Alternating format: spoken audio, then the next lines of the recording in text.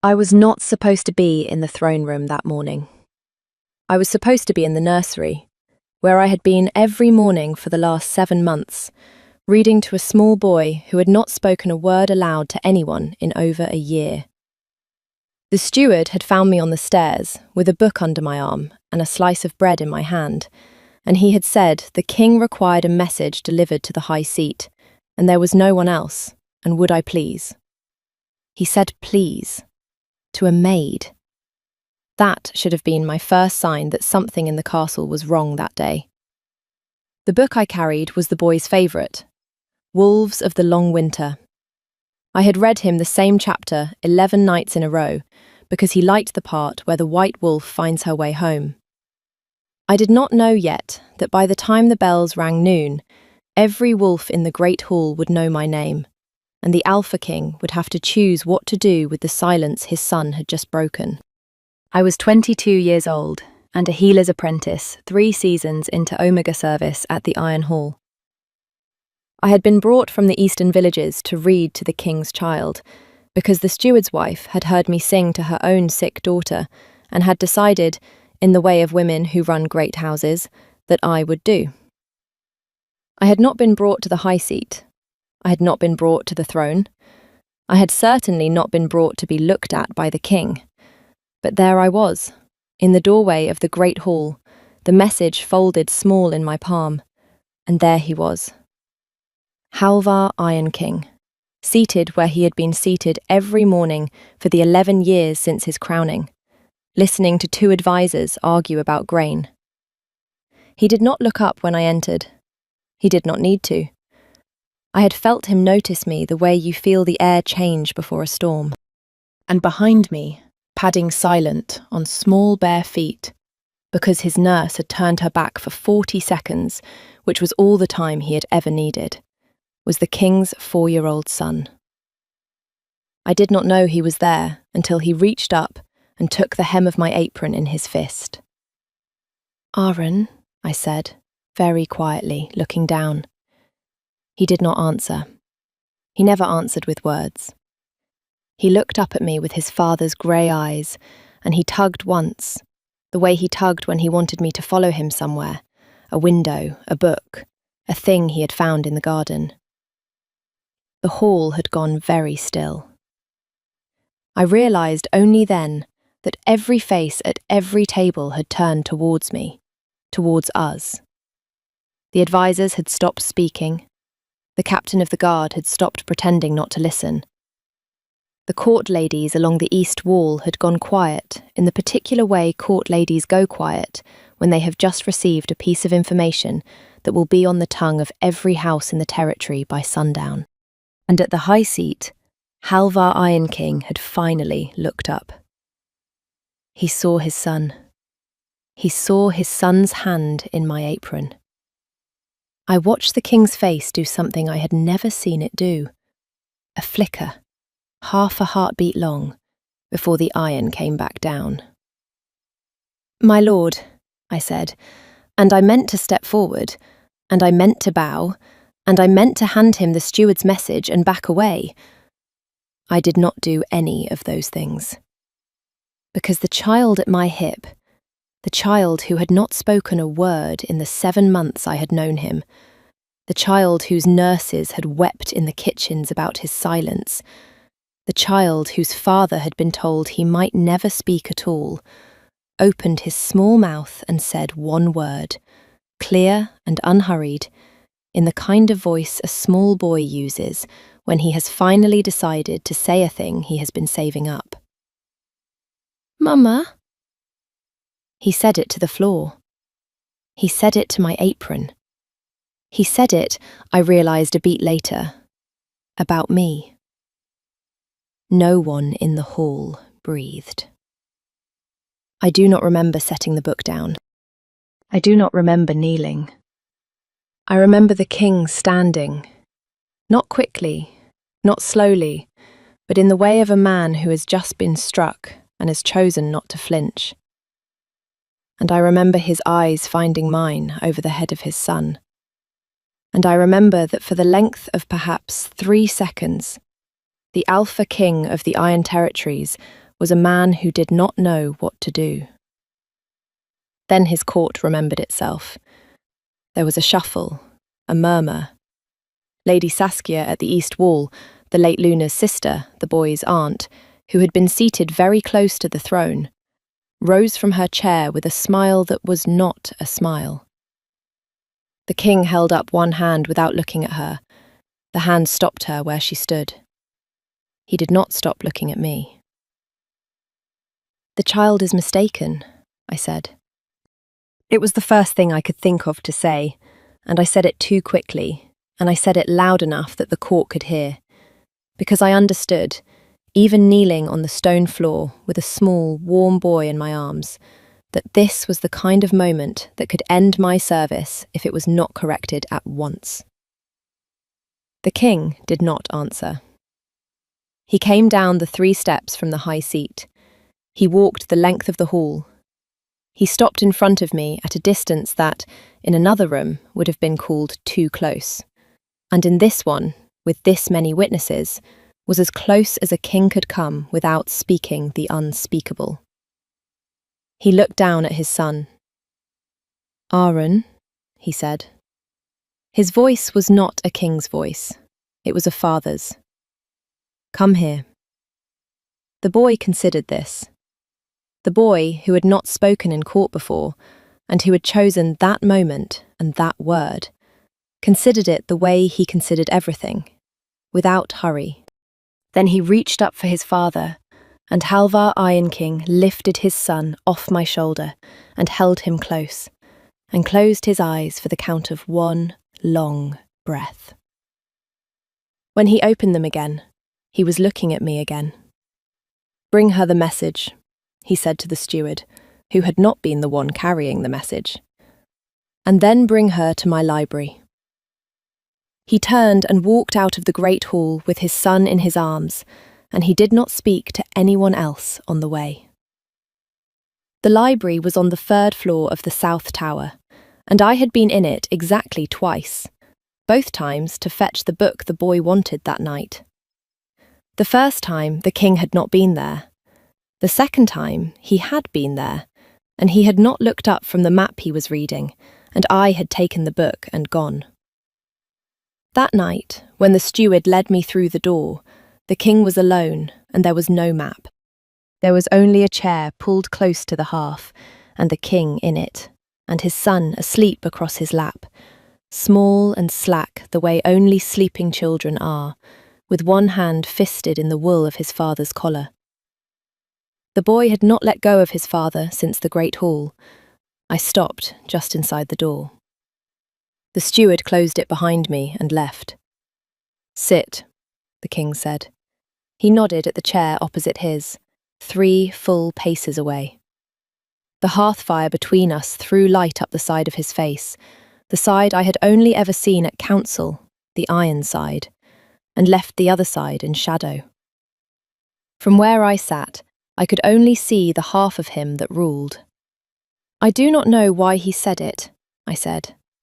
I had spent the long afternoon hours in the kitchens, helping the cook shell peas with hands that did not know they were shaking, rehearsing what I would say to him.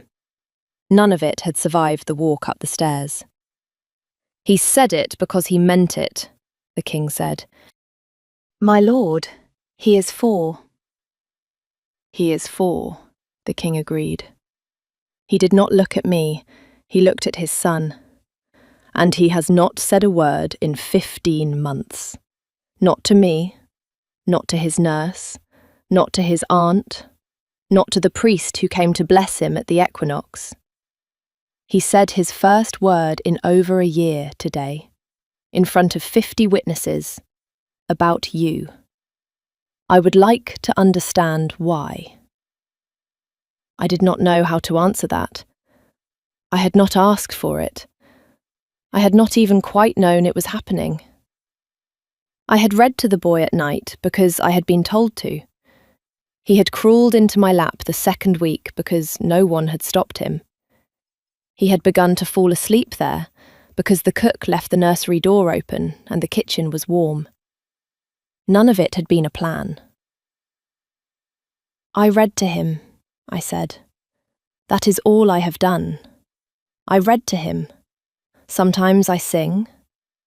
Sometimes when he cannot sleep, I tell him the wolves in the corner of the room are friends. That is the whole of it, my lord. The king was quiet. Then he said, "Do you know what his mother looked like?" He said it without the inflection of a question. He said it the way a man asks a thing because he has been carrying it a long time and has finally found someone to set it down in front of. "I have seen the painting in the hall," I said, carefully. "Yes." "Tell me," he said. "My lord, I do not. Tell me what you saw." I looked at him. The light from the hearth caught the side of his face I had not been looking at. He was not iron at all on that side. He was a man who had asked a question because he needed an answer, and who had not asked the question of anyone else because there was no one else in his hall he would ask it of. So I told him. I told him about the dark braid in the painting, and the green dress, and the small smile at the corner of her mouth, and the way her hand rested on her belly, because the painting had been made when she was carrying Aaron. The king listened to me. He did not look at me. He looked at his sleeping son. When I was done, he said, "He does not remember her." "No, my lord. He was 2 when she—" He stopped. He did not finish the sentence. He shifted the boy a little in his arms. "He has been told. He has been shown her face. He has been told her name every season. He does not remember her." "I know, my lord." "And I would like to know," the king said very quietly, "why he said it today." I sat with that. I sat with it for what felt like a long time. The hearth crackled. The boy breathed. Somewhere in the south tower a bell rang the hour. "I think," I said slowly, "that he did not say it because he remembered her. I think he said it because he did not." I had not meant to say it that bluntly. I watched his face for the cost of it. He nodded once. "Yes," he said. He looked at me then. For the first time since I had walked into his library, the Alpha King of the Iron Territories looked at me directly. And what I saw in his face was not what the court had seen at the high seat. The court had seen iron. The court had seen the man who chose not to flinch. I saw the man who had been waiting 15 months for his son to say any word at all. "Thank you," he said. "My lord," I said, "I did not do anything." "You did," he said. "You read to him. You sang to him. You told him the wolves in the corner of his room were friends. You let him fall asleep on you because the kitchen was warm. I have been told every night what my son does and does not do, and the only word in any of those reports that meant anything to me was your name, every night, attached to the only place in this hall where my son will sleep." He was very still as he said it, the kind of still that costs something to maintain. "I did not know you knew my name," I said. "I have known your name since the first week you were here," he said. "I have not used it because I did not know what to do with it. I am still not certain." I did not know what to say to that. He looked back down at his son. "You may go," he said. "It is late. The boy will sleep tonight. I will sleep tonight. Tomorrow I will have to decide what to tell my court." I rose. I went to the door. My hand was on the latch when he spoke again. "Mira." I turned. He had said my name once. He had used it like it was a thing he had decided in that moment he was permitted to say. The hearthlight moved on his face. "He said it about you for a reason," he said. I would like to understand the reason. That is all. Good night. I left. I do not remember the walk to my quarters. I remember the dark of the corridor and the cold of the stone and the small white moon outside the South Tower window. I remember that the steward's wife was waiting for me at the door of the Omega quarters, and she did not ask me anything. She only put a cup of warm milk into my hand, and she said, "He is a good man under all of that, Mira. He has not been one for a long time. Be careful with what you have started." I did not know what I had started. I would. If you have stayed with me this far, stay with me a little longer. I have not yet told you the worst of it. There is a woman in this story you have not properly met, and she has been watching me from the high table since the morning her sister's son said my name, and she has been planning.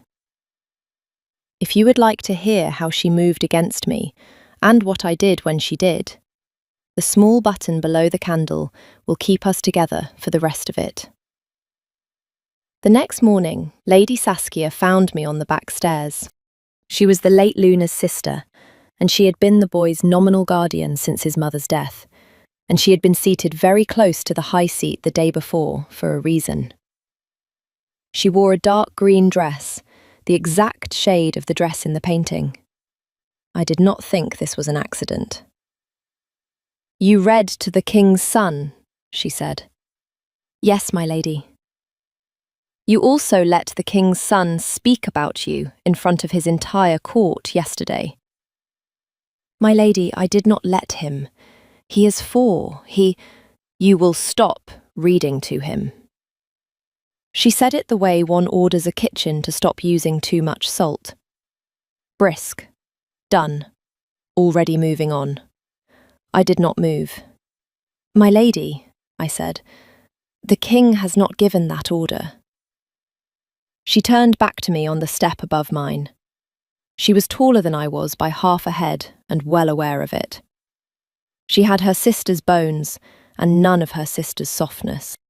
"The king," she said, "has been carrying his grief for 15 months. He is not in his right mind.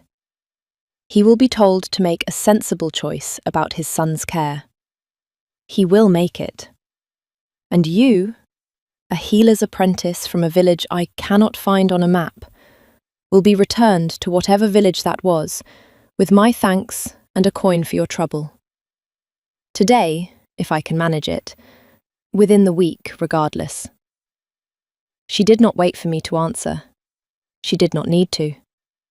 She went down the stairs, and the green dress moved like the painting, and I stood there with my hand on the stone wall and felt the cold of the castle in my bones. I did not stop reading to the boy. That night I read him the chapter about the white wolf again. He did not climb into my lap. He climbed into the chair where his mother's blue blanket had been folded for 15 months, the chair that the nurses had been told never to move, and never to fold the blanket on a different way by order of the king. And he pulled the blanket over his shoulders and looked at me, and I read. When I closed the book, he said, "Mira." It was the second word I had ever heard him say. I sat very still. "Yes," I said. "I am here." He nodded once, the same way his father had nodded the night before. Then he closed his eyes. I did not know that the king was at the door. I did not know how long he had been there. He did not come in. He did not speak. When I came out of the nursery much later with the candle in my hand, the corridor was empty, and a folded square of paper sat on the floor where the king had been standing. It said, in a hand I had never seen but immediately recognised, "Thank you for tonight. Do not stop. H." I kept that piece of paper. I have it still. Lady Saskia moved against me 3 days later, while the king was out riding the eastern borders with 2 of his beaters. She did it through the steward, who did it through paperwork, which is the way these things are done in great houses. A transfer order. A request from a small healer's house in the southern villages. They had heard, the order said, of a promising apprentice at the Iron Hall, and could she be released to them, with the king's leave, by the next moon? The king was not there to give his leave. Lady Saskia signed in his stead, as the boy's aunt, a thing she had the authority to do for some matters, and absolutely not for this. The steward's wife found out about it, because the steward's wife found out about everything. She came to my quarters in the early hours, with the order in her hand, and her face white. "Mira," she said, "she has signed it. You are to leave tomorrow with the southern caravan. The king does not know." "Send a rider," I said. "He is 2 days out. He cannot be back in time. The caravan leaves at dawn." I sat on my narrow bed and held the order in my hand and read it 3 times. And on the 3rd time, I understood that Lady Saskia had been very careful. Too careful to be operating from grief or panic. She had been planning this for some time, possibly since the day in the Great Hall. I thought about going quietly. I thought about it for almost a full minute. Then I thought about the boy in the chair, with the blue blanket pulled over his shoulders, saying my name for the 2nd time. "I will not go," I said. The steward's wife looked at me. "You cannot refuse a signed order, child." "I will not go," I said again. And I stood up, and I put on my cloak, and I went to find the boy. I do not know what made me think of it. I think it was something the king had said in the library, that he had been told every night what his son did and did not do, and that my name had been in every report. He had been told. Someone had been telling him. Someone who knew the boy's nursery well enough to know that I was the one keeping him there at all. I went to the nursery. I woke the boy. I told him very quietly that we were going to do something together, and that he was going to have to be brave, and that I would be with him the whole time. He looked at me with his father's grey eyes, and he held out his arms, and I lifted him up. I carried him to the great hall. It was empty at that hour. The king's chair on the high seat was empty, the east wall was empty, the braziers had burned down to red. I sat the boy on the king's chair. I sat him on it. The wolf throne. The seat of the Alpha King of the Iron Territories. I put him down on it like he was a child being put down on his own bed, because that is what he was. A child whose father's chair was his by every law of pack and blood, and I sat on the step below him with my hand on the side of his small foot. And I waited. I waited because I knew what kind of woman Lady Saskia was, and I knew she would not sleep until I was on the southern caravan, and I knew she would check. She came in just before dawn. She came in with a lantern, and she came in fast. And when she saw the boy sitting on his father's chair, she stopped so quickly her lantern guttered. "What," she said, "do you think you are doing?" "I am sitting with the king's son," I said, "until the king returns." "You will be on the caravan in 1 hour." "I will not," I said. "I am sitting with the king's son, in the king's seat, in the king's hall, until the king returns. If you would like me to leave, you may carry me out. The boy will be a witness." She came up the hall. She came up fast. She was close enough for me to see the muscle move in her jaw when the great doors at the back of the hall opened and the captain of the guard came through them, and behind the captain, dust still on his cloak, 2 days of riding still on his face, came Halvar Iron King. He had ridden through the night. I learned later that the steward's wife had not, in fact, only come to my quarters. She had sent a rider after all. The rider had reached him at the second outpost in the dark, and the king had turned his horse around and ridden without stopping. He stopped at the foot of the high seat. He looked at his son on his throne. He looked at me on the step. He looked at Lady Saskia, halfway up the hall, with the transfer order somewhere on her person, and her face having done the thing she had been trying so hard not to let it do. "My lord," she said, "there has been—" "Captain," said the king, "take the lady to her rooms. She is not to leave them until I send for her. The transfer order in her belt is to be brought to me, unread by anyone else, within the hour." The captain did not even nod. He simply moved. Lady Saskia was gone from the hall in less than a minute. The king came up the 3 steps to the high seat. He looked down at his son. The boy reached up. The king lifted him. Then the king turned, with his son in his arms, and he looked down at me. "Stand up," he said. I stood. "You sat my son on the wolf throne." "Yes, my lord." "You sat yourself below him with your back to his knees." "Yes, my lord." "You did this knowing that the woman you were defying could have had you whipped for it." "Yes, my lord." "Why?" he said. I thought about that. I thought about it for the count of 3 breaths. The half-light caught the side of his face I had only ever seen at council, and it caught the side I had seen in the library, and for the first time the 2 halves of him were the same face. "Because," I said, "you told me not to stop, and I did not want to stop." The Alpha King of the Iron Territories looked at me with his son in his arms. He did not flinch. He did not look away. He held his son a little closer. "Thank you," he said. Then, in front of the captain returning down the hall, and in front of 2 early stewards coming in with bread, and in front of the kitchen woman who would tell every soul in the keep within the hour, the King of the Iron Territories came down from the high seat with his son in his arms.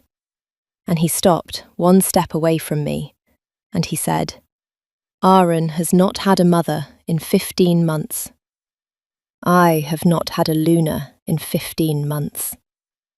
If you will stay, if you will choose to stay, I would like to ask you, properly, when the hall is full and the court is watching, to be both." He stopped. "Not because my son said the word," he said, "because I have wanted to ask you since the night you told me what was in the painting and did not pretend you had not seen it. Because you sat below my son tonight and put your hand on his small foot like he was yours to guard. Because I have been carrying his mother for 15 months, and you walked into the hall and did not ask me to put her down. You only sat with him on the chair where I keep her blanket, and you read." I did not say anything. I did not say anything because if I had spoken, I would have said the wrong thing, and what he had said deserved better than the wrong thing. So I did the only thing I could think of. I reached up, slowly so he could stop me, and I took the hem of his cloak between my fingers, the way his son had taken the hem of my apron the morning everything had begun. I held it there for 1 long breath. Then I let it go. He understood. The kiss, when it came, much later, in a room that was not the great hall, after the court had been called and the proper words said, and the captain had returned with the forged transfer order folded small in his palm. The kiss was a quiet thing. It was the answer to a question I had not known I had been carrying. It was the moment something I had not let myself name became something I could no longer unname. I will not tell you the shape of it. It belongs to me. I will tell you what came after. Lady Saskia was exiled to her own holding within the week, stripped of her standing, her seat at the high table given to a steward's daughter she had once called common at a winter feast. The forged transfer order was read aloud in the hall by the king himself. Her name was not spoken in his presence for the rest of her life. The boy began to speak in full sentences by the end of the winter. The first one was, Mira, where is my father? The second was, Mama, the snow is here. The third I will not tell you, because it was mine. The blue blanket stayed on the chair in the nursery. I did not move it. I did not need to. The boy slept under it some nights, and under his father's cloak on others. And on a few nights, when the storms were loud, he slept between us. And the king did not pretend, those nights, that he was sleeping at all. A year after the morning in the great hall, a letter came from the eastern villages, addressed to Mira the healer's apprentice, asking if she had heard that the king of the Iron Territories had finally taken a Luna, and could she send any word of what the woman was like. I read it twice. I laughed once. I folded it and put it on the king's writing table where he would find it. He found it. He read it. He looked up at me across the room, with his son asleep on the floor between us, the chapter about the white wolf finding her way home open on the carpet where the boy had set it down. What would you like me to tell her? He said. I thought about it. Tell her, I said, that the king's Luna is dry and observant, and not especially patient with court manners. Tell her that she reads to the boy every night. Tell her that the boy calls her Mama in front of the entire court now, and no one in the hall holds their breath anymore. Tell her that she did not expect any of this. Tell her that she is, on most days, very glad. He smiled at me. He did not smile often. He had not smiled at all, I was told once by the steward's wife, in the 15 months before I came to the Iron Hall. He smiled at me that evening, across the carpet, with our son asleep between us and the moon coming up white over the south tower, and I thought, as I had not been able to think on the first morning when a small boy had taken hold of my apron and said the one word that had changed everything. I thought, oh, so this is what it feels like to be chosen. Tell me, did you see it coming? Did the boy give it away in the first scene, or did Halvar? I want to know which of them you fell for first. Stay with me here. Subscribe if you want her side of the next story. The Iron Hall has more rooms than I have shown you, and there are more nights I have not yet told.